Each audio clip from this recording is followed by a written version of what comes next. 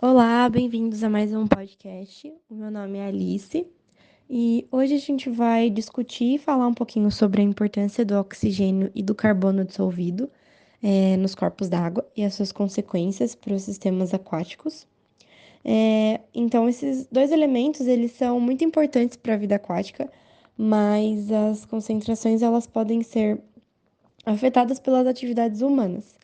Então, vamos lá, espero que vocês acompanhem durante o podcast. E é isso aí. Então, primeiro a gente fala sobre a importância do oxigênio dissolvido. O oxigênio dissolvido ele é muito essencial para a sobrevivência da maioria das formas de vida aquática.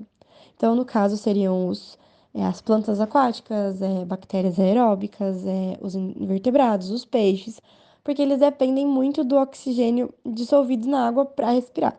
Então, quais seriam essas fontes de oxigênio dissolvido, né?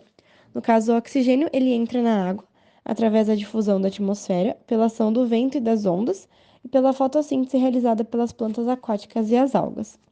E a gente depende também dos níveis adequados de oxigênio dissolvido. Então, para a maioria dos ecossistemas aquáticos, os níveis acima de 5 mg por litro são considerados adequados para sustentar a vida. Então, quando ele está abaixo disso, pode causar algum estresse ou morte dos organismos aquáticos. Qual seria a importância do carbono dissolvido? Então, quando ele está presente na forma de dióxido de carbono, que é o CO2, ácido carbônico, bicarbonato e o carboneto, ele desempenha um papel que é muito importante nos processos biológicos e químicos dos corpos d'água. Então, as fontes no caso do carbono dissolvido, ele é a partir da entrada dele na água, né, na atmosfera, através da respiração dos organismos aquáticos e pela decomposição de matéria orgânica. Então, na verdade, é preciso um equilíbrio, né, que é muito importante para manter o pH da água estável. Esse equilíbrio, ele, no caso do bicarbonato, ele atua como um tampão que ajuda a manter o pH em um nível adequado para a vida aquática, né? E aí a gente pensa em quais seriam as consequências quando os níveis, eles estão baixos do oxigênio dissolvido. No caso, a eutrofização, que seria o excesso de nutrientes, como nitratos e fosfatos, que eles causam a proliferação das algas. Então, quando as algas elas morrem, o processo ele consome muita quantidade de oxigênio e aí com isso acaba baixando os níveis de oxigênio dissolvido. Então pode levar a muitas zonas mortas, que é no caso que a vida aquática ela não consegue sobreviver.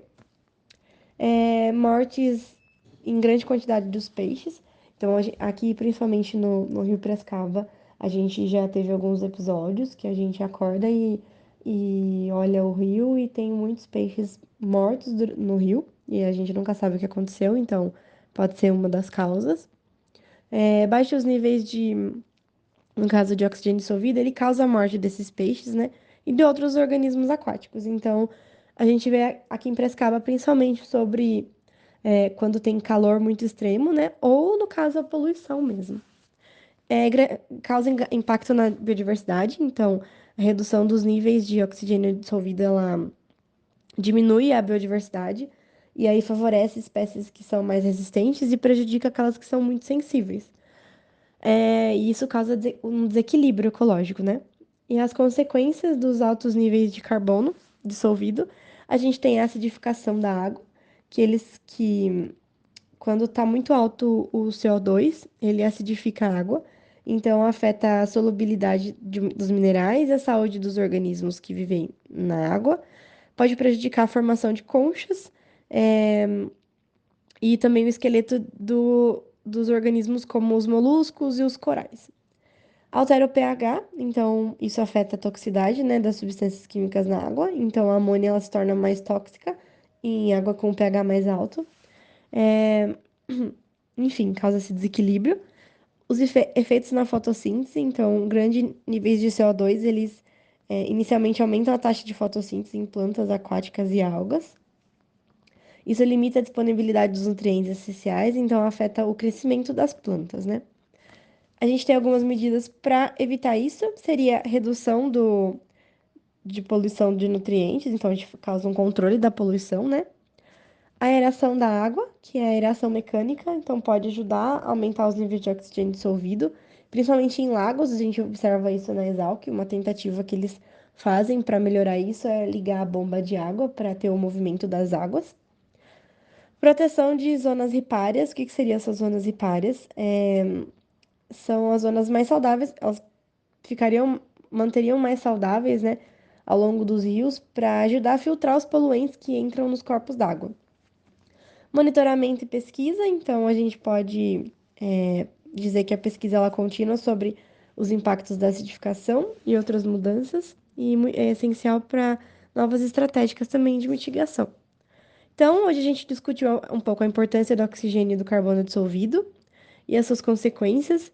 Então, é muito importante a gente entender como essas ações elas impactam, né, na nossa vida e o que a gente pode fazer para manter tudo isso equilibrado.